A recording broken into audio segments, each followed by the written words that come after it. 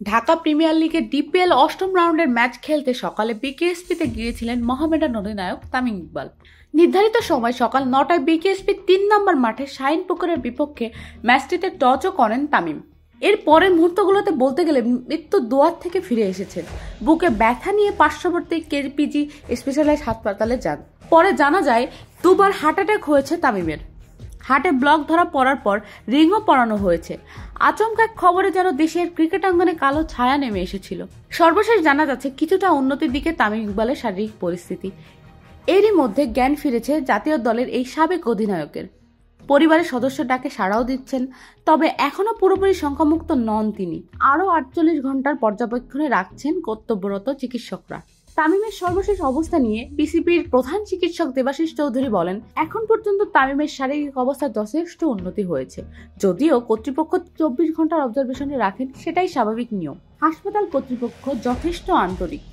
তামিমের অবস্থার কিছুটা উন্নতি হলেও এখনো পুরোপুরি আশঙ্কামুক্ত নন তিনি, তাই 24 ঘন্টার অবজারভেশনে রাখা হয়েছে তাকে। তবে ডাক্তাররা আশাবাদী একদিনের মধ্যে অবস্থার আরও উন্নতি হবে। দেবাশিস বলেন, আমরা খুবই আশাবাদী যে একদিনের মধ্যে উল্লেখযোগ্য পরিমাণ উন্নতি দেখতে পারবো। ডিপিএলের অষ্টম রাউন্ডের ম্যাচ আজ বিকেএসপি 3 নম্বর মাঠে মুখোমুখি হয়েছে মোহামেডান স্পোর্টিং ক্লাব এবং শাহিনপুকুরের ক্রিকেট ক্লাব। টসের পরপরই অসুস্থ হয়ে পড়েন মোহামেডানের অধিনায়ক তামিম।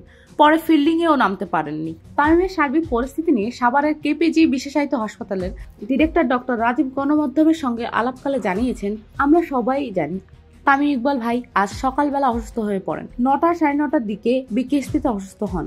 এখানে নিয়ে আসার পর চিকিৎসা শুরু হয়। পরবর্তীতে আমরা চিন্তা করি ঢাকায় নিয়ে যাওয়া যাবে কিনা, কিন্তু ওনার অবস্থা গুরুতর হয়ে যায়।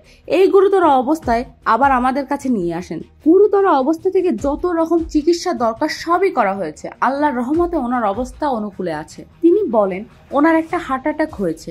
এটার জন্য এনজিওগ্রাম করে এনজিওপ্লাস্টিও ও স্ট্রেন করা হয়েছে। স্ট্রেনিং খুবই স্মুথ ও কার্যকরভাবে হয়েছে।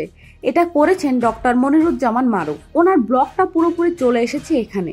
এখনো উনি পর্যবেক্ষণে আছে। গুরুতর অবস্থা এখনো কাটেনি। এটা একটু সময় লাগবে। সবাই ওনার জন্য প্রাণপণ চেষ্টা করছি।